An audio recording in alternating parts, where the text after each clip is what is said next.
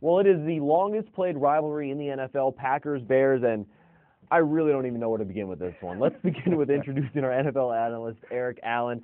And this one wasn't even competitive from the start. Aaron Rodgers tying an NFL record with 6 touchdown passes, 6 in the first half. He sat out most of the second half. So I guess let's start there. What did you think of Mr. Rodgers?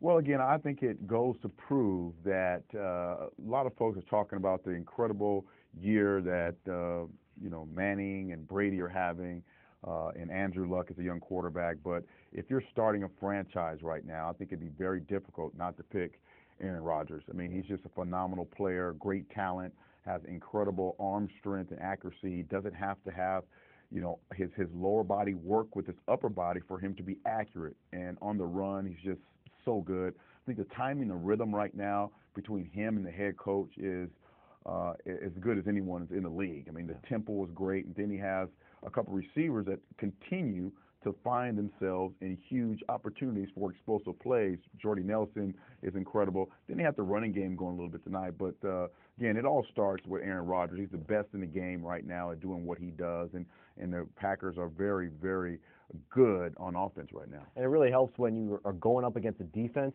that has been terrible the past 2 weeks. Listen to this.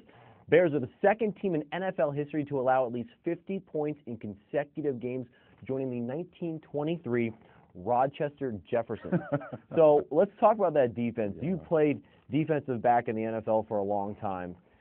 When you lose a game like this and you're in that secondary, what kind of feeling are you heading into the locker room with? Well, again, as a secondary guy, this is the kind of performance that gets you demoted and cut at the end of the year, if you're not careful. Obviously, there were tons of great opportunities for the Packers in the defensive backfield. I saw busted coverages on simple first week kind of coverages in high school, about cover 2, blowing cover 2 and not making the necessary reads you should make at the safety position, not getting your hands on a guy in cover 2 as a cornerback, forcing the receiver inside opposed to outside. I mean, just very simple, basic, and again, high school type of defenses I saw blown on the Sunday League. It's just you really don't have an answer for it if you can't line up and play simple, basic coverages against, Aaron Rodgers and the Packers. I mean, it is really embarrassing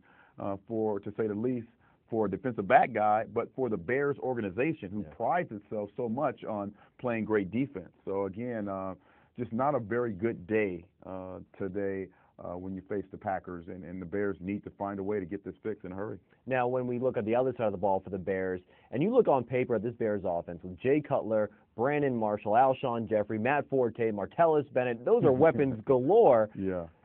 They're not scoring points. They're not doing anything. So what is wrong with this offense? Well, it looks to me like the rhythm is not there. They're very basic, it seems like, and I understand that you have all those tremendous weapons, but you have to have a way to get those guys to be able to produce. And the one way you can do that, I think, is start centering this offense around Matt Forte and making sure you can run the football effectively. And off of that, you got to force that defense into playing more 8-man in the box, and then you can take advantage of those opportunities on the outside, those tremendous weapons you have at receiver who can go up and get the ball against one-on-one in a dynamic tight end, Forte out the backfield also.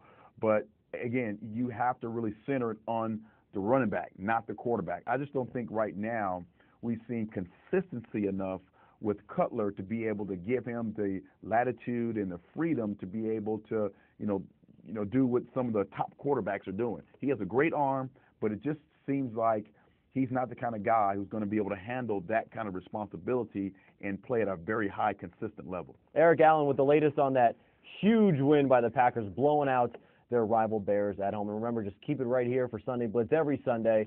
I'm Dario Melendez.